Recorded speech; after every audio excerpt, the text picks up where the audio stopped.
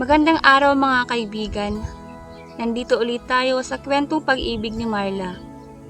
Pero bago tayo magsimula, huwag niyong kalimutang pindutin ang subscribe, like at bell icon para lagi kang updated sa mga next uploads ko.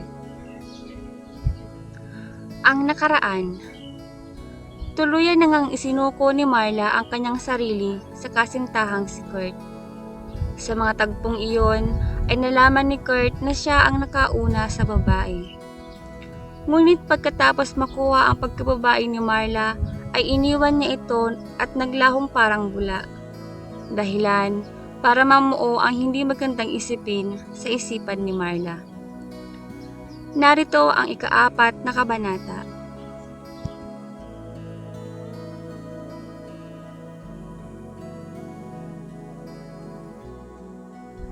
Nagulat ka ba, Miss Marine Lara Andrade? Nakakalukong tanong sa kanya ni Kurt. Kilala mo ba siya, Marla? Tanong ng kanyang papa. Yes, pa, but it doesn't matter now.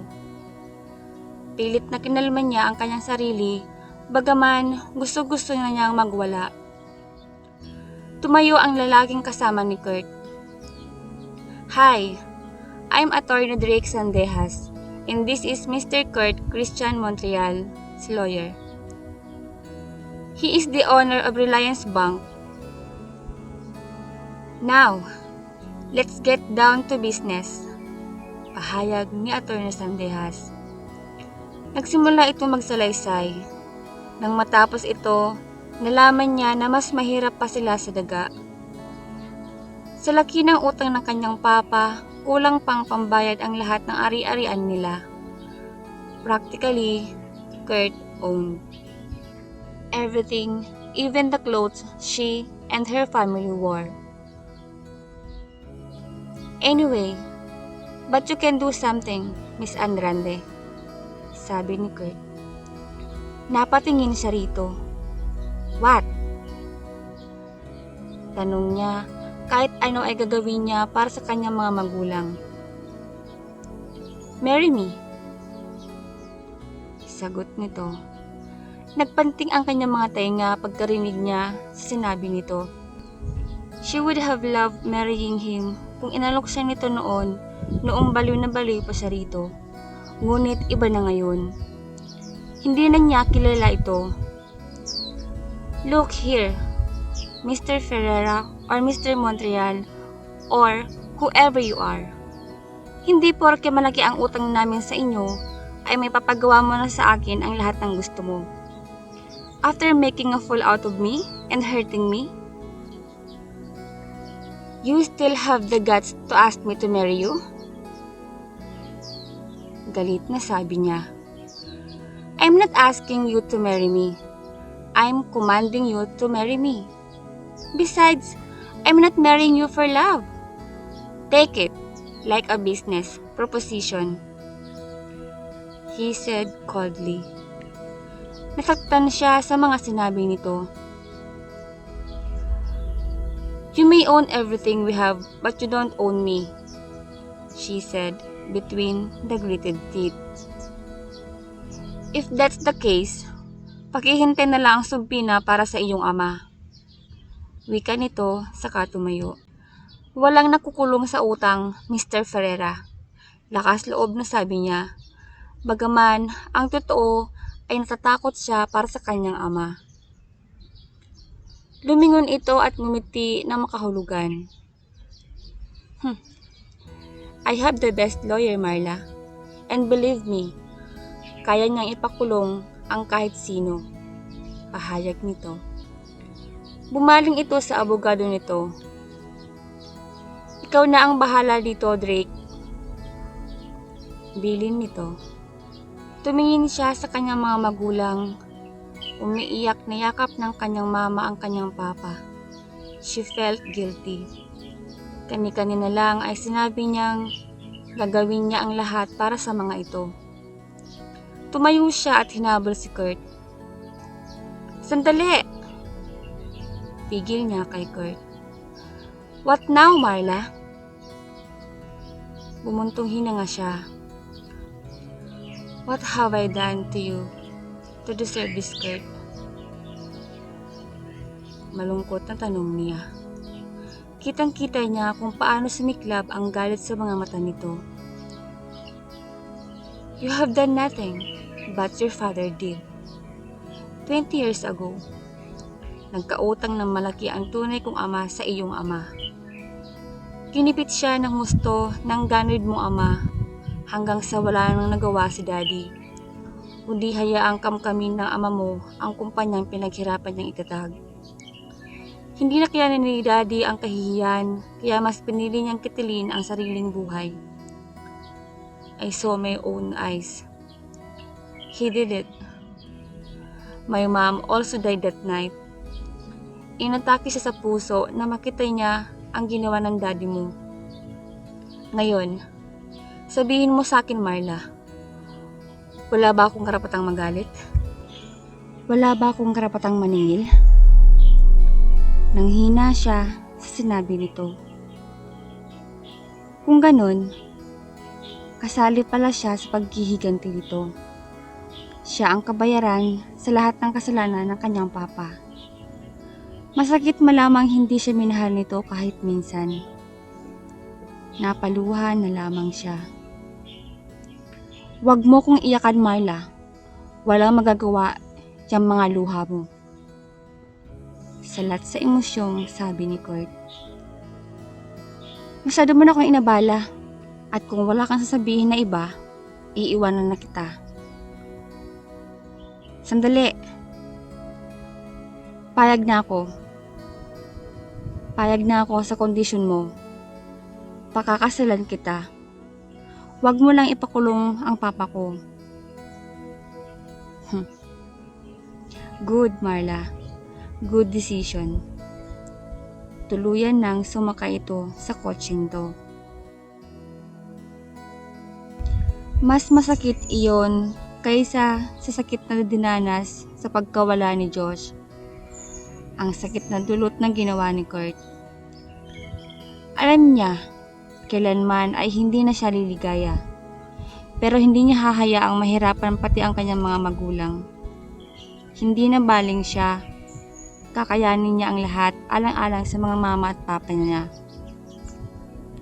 I'm sorry, Marla. Kasalanan ko ang lahat.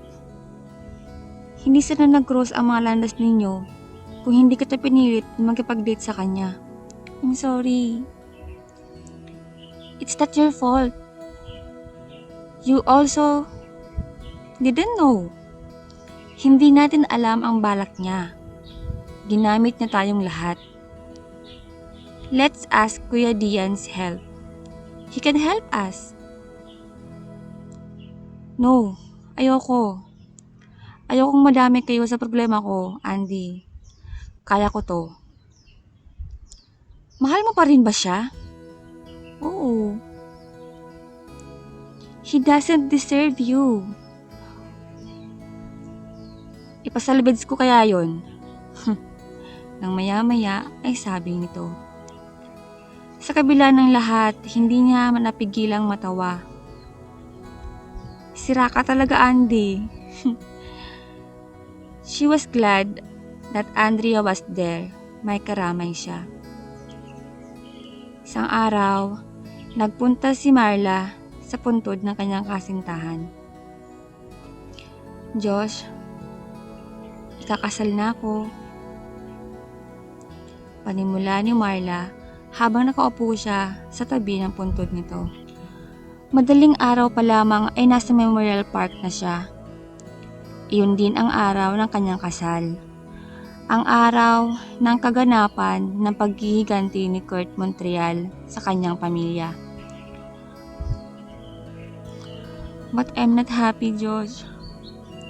Hindi niya ako mahal. Pero mahal ko siya. Niloko niya ako. He courted me. He dined with me like a real lady. I thought everything was real. I fell for him hard. Kung kailan akala ko ay ayos na ang lahat, ay saka ko na lamang Arte lang palang mga yun. Ginawa niya yun para paghigantihan si Papa. Ako ang kabayaran sa lahat ng kasalanan ni Papa George. Sana, hindi na lang ako nangako sa'yo. Sana, hindi na lang ako nagmahal uli. Sana hindi ka na lang umalis. Sana hindi ko siya nakilala, George. Please, help me. Hindi ko alam kung anong mangyayari sa akin. At hindi ko alam kung hanggang saan ang kakayanin ko. Diyos, tulungan mo ako.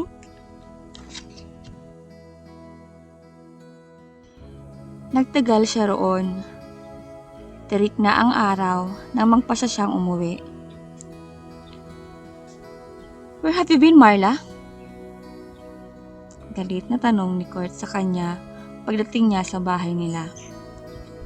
Parang walang narinig na nilagpasan siya nito. Pinigilan siya nito sa braso. Napangiwi naman siya sa sakit. Huwag mo kong tatalikuran kapag kinakausap kita, Marla. Let me go, Kurt. Not until you tell me kung saan ka nang galing. Sinalubong niya ang mga mata nito. Sa Memorial Park, ngayon, masaya ka na? Natigilan ito. Nang muling magsalita ay may halong pagbabanta ang tingin nito. This is our wedding day, Marla. Maya-maya lang, ay darating na ang judge na magkakasal sa atin. Hindi ko gusto mag-isip sila ng kung ano. Ayoko mapahiya, kaya wag na wag kang gagawa ng mga bagay na hindi ko magugustuhan. At baka hindi mo magustuhan ang gagawin ko. Huwag kang mag-alala. Hindi ako gagawa ng mga bagay na ikakapahiya mo. Pero, gagawin ko yon para sa mga magulang ko at hindi para sa iyo. Pagkasabi nun ay hinila niya ang kanyang kamay at pinagpatuloy ang naantalang pagpanhik sa hagdan. Kasal na si Marla kay Kurt. Civil wedding iyon. In the real sense of the word, everything was civil. Mula sa pagkikiharap niya sa pamilya ni Kurt hanggang sa pag-uusap nilang dalawa. She did not get to walk down the aisle just like she had always dreamed, and all because of Kurt's stupid thirst for revenge. They stayed at his parents' house and had a separate bedrooms. Ang kanyang mama at papa ay nanatili sa dating bahay nila. According to their agreement, Kurt would provide for her parents too. They would receive a tip every month. Ayos na yun sa kanya. Basta magiging maayos ang lagay ng kanyang mga magulang, ay masaya na rin siya kahit papaano. Hindi siya pinayagan ni Kurt na magbalik sa Shapes, pero hindi dahil ayaw nitong mahirapan siya, kundi upang may maalila ito. Alila kasi ang turing nito sa kanya. Inuutusan at sinisigaw-sigawan siya nito. Mas maayos pa ang lagay ng mga katulong nila sa bahay kaysa sa kanya. Now she knew the reason why Kurt was very eager to marry her. Gusto niyang siya mismo ang magbayad sa mga kasalanan ng kanyang papa. Mas mahihirapan nga naman ang loob ng kanyang papa kapag nakita nitong nahihirapan siya. Pero kung inaakala ni Kurt na isusumbong niya ang kanyang tunay na kalagayan sa piling nito, nagkakamali ito. Nasa condo unit ni Kurt si Marla. Inutusan na siya nitong magtungo roon dahil kailangan niyang linisin ang buong unit dahil may bisita o mano itong dadalhin doon. Hindi niya maintindihan kung bakit kailangan doon pa sa condo nito dalhin ang bisita nito. Di hamak na mas malaki ang mansyon kaysa sa condo unit nito. Kahit kailan talaga ay hindi niya maintindihan ang takbo ng isip ng lalaking pinakasalan niya. Ibinilin pa nito na wag muna siyang aalis at kailangan nito ng tagasilbi. Kasalukuyan siyang naghahanda ng mesa nang marinig niyang bumukas ang pinto ng unit. Laking gulat niya na makita niyang may kasamang babae si Kurt. Umantak ang sugat sa kanyang puso. Ang akala niya ay wala nang sasakit pa sa pamababaliwala nito sa kanya. Pero mas masakit pala ang harap-harapang panluloko nito. She gathered all her might to stop the tears from falling. Hindi niya hinayaang makita nito na masakit sa kalooban niya. She wouldn't give him that benefit. Hinagod niya ng tingin ang babae. She was beautiful, clad in designer clothes. She looked perfect, samantalang siya ay mukhang katulong. Hindi niya naiwasang makaramdam ng awa sa sarili. Handa na ba ang pagkain? Tanong ni Kurt. He sounded like he was talking to a servant. She nodded because she could not trust herself to speak. Baka tuloy na siyang mapaiyak. Who is she, sweetheart? Maalting tanong ng babae. I'm his wife, damn you. Pero sa isip lamang niya sinabi iyon. She chose to remain silent. Hindi rin sumagot si Kurt. Sa halip ay niyaya niya ito sa komedor ang babae. Ang sweet ng mga ito habang kumakain. Nagsusubuan pa ang mga ito. She tried to go out but Kurt ordered her to stay. Pagsilbihan daw niya ang mga ito.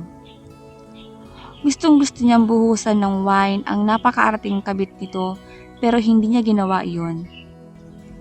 Dahil alam niyang siya rin ang mapapahiya lalo na lamang siyang masasaktan.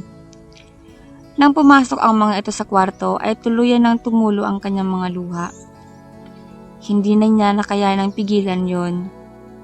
Dahil sa pinaghalo-halong sakit, pagod at awa para sa sarili.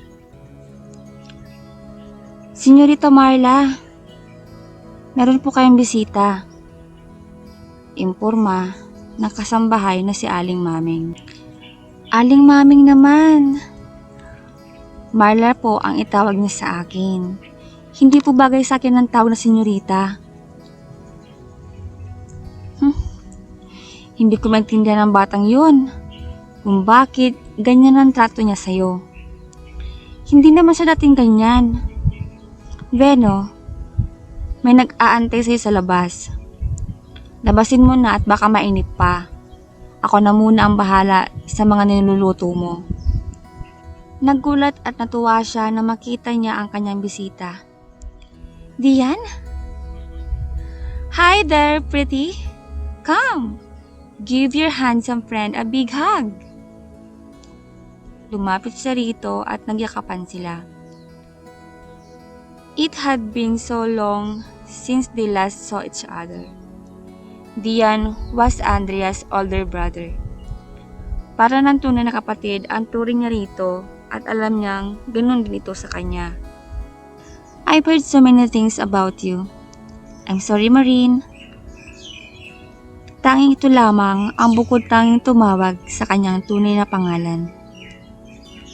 It's okay, malungkot na sabi niya. You know what? May girlfriend na ako. Marahil ay nahalata nito ang pagtamlay niya kaya iniba nito ang paksa ng usapan. Really? Naku, kawawa naman yung girl. Girl nga ba yan o boy? Pagbibiro niya. So, kailan mo siya ipapakilala sa akin? Kasama mo na ba siya ngayon? Pilipina ba siya o Amerikana? Ano nga palang name niya? Sunod na tanong nito. Wow, easy, pretty, isa-isa lang. Mahina ang kalaban. Nagtatawang awat nito. Hindi ko sa kasama. Baka sa sunod na uwi ko, yun, kasama na siya. And her name is Caitlin. She's a Phil-Am. Okay, okay na. Okay. Tell me more about your other's conquest back in the States. Nasa pintuan pa lamang si Kurt ay naririnig niya ang malulutong na tawa ni Marla. Napakunot noo siya. Sino ang taong nagbigay sa kanyang asawa ng ganoong kasiyahan? Aling Maming? Sino po ang taong yon? Hindi ko po kilala, senyorito. Pero lalaki po. Hindi pa man matapos ang sasabihin ng matanda ay dali-daling tumungo siya sa sala. Nakatalikod ito pagpasok niya, kaya hindi niya nakita ang mukha nito. Ang tanging nakita niya ay kung gaano kasaya si Marla habang kausap nito ang bisita nito. May nakanting bahagi ng kanyang pusong hindi niya mawari kung ano. Ngunit dagling pinalis ang kasiyahan nito na makita siya nito na paparating. Tumayo ito mula sa kinauupuan at waring magnanakaw na nasukol ng pulis. Kurt? Pare, ikaw pala si Kurt? I'm Dian. Pagpapakilala nito sa sarili. Inilahad nito ang kamay nito. Ngunit hindi niya pinansin at sa halip ay hinarap si Marla. Tapos ka na ba magluto? At kung kani-kanino ka nakikipaglampungan? Aba, it's okay, Dian. Sabi nito sa lalaki. His heart constricted. Would he ever see her smile at him like that? What were you thinking, Kurt? Get a grip, man. Are you losing your touch? You are not fall for Marla. Her father destroyed your father's life. Paalala ng kanyang isip. I'm going marine. Paalam ng lalaki. Sige na. Sasamahan kita sa labas. No, Marla. Stay here. He knows his way out. Right, Dian? Of course! Tugon ni Dian. Bumaling ito kay Marla. I'll see you some other time, Marine. Pagkasabi niyon, ay tinungo na nito ang pintuan. Matinding pagpipigil ang ginawa ni Marla para lamang maiwasang sigawan si Kurt.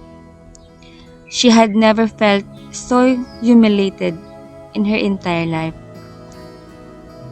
Ano ang pakialam nito kung magipag-usap siya sa ibang lalaki? Binalingan niya ito nang makalabas na si Dian ng bahay. Ano ba ang problema mo? Problema ko? Ikaw. Ikaw ang problema ko. Nalingat lang ako ay kung kani-kanino kang nakipaglampungan. Nakipaglampungan? Damn you, Kurt. Dian is just a friend. Galit na rin siya. Just a friend? Ano ka? Celebrity? You're crazy. Tinalikuran niya ito, ngunit mabilis na nahagip nito ang kanyang braso. Not so fast, Marla. Then, he was kissing her harshly, as if punishing her. She might have loved kissing him if they were in a different situation. Kung nagkataon, sigurong hindi pa niya alam ang masamang balak nito. But then, the kiss was so hard she felt violated. Nag-ipon siya ng lakas at ubod lakas na itinulak ito. Kasunod nun ay sinampal niya ito. Hilam ang kanyang mga mata sa luha nang titigan niya ito. I'm not a war, Kurt. So don't treat me like one. Hindi ako isang berang babae at wala kang karapatan. Tandaan mo to. Pagsisihan mo ang mga ginawa mo sa akin. Darating ang araw, ikaw naman ang paglalaroan ko sa aking mga palad. Pagkasabi niyon, ay patakbong tinungo niya ang kanyang silid. Nagising si Marla nang maramdamang tila may humahaplos sa kanyang pisngi. Dahan-dahang nagmulat siya ng mga mata para lamang magulat nang tumambad sa kanya ang mukha ni Kurt. Ano ang ginagawa nito sa kanyang kwarto? Marla? Tila hirap na hirap ang kaloobang sambit nito sa kanyang pangalan. Gusto niyang bumangon pero kay bigat ng katawan nitong halos nakadagan na sa kanya. Go away, Kurt. Hindi ito tubinag. Sa halip ay tinitigan lamang siya nito. His eyes look weary and lonely. Tila hindi nito narinig ang sinabi niya. Unti-unting inilapit nito ang mukha nito sa kanyang mukha.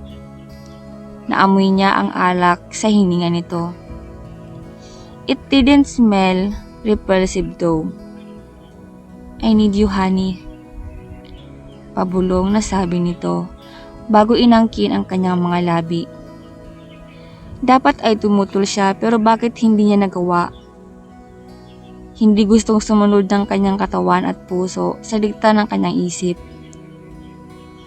Once more, she surrendered everything to him. Nang magising si Marla kinabukasan ay wala na si Kurt sa tabi niya. Muling umantak ang sugat sa kanyang puso. What do you expect? Pagising mo, ay nasa tabi mo pa rin siya at hinihintay ang pagising mo? Nakakatawa ka, Marla. Napaluha siya nang maisip niya ang kasiyahan nito habang nakikita siyang nagdurusa.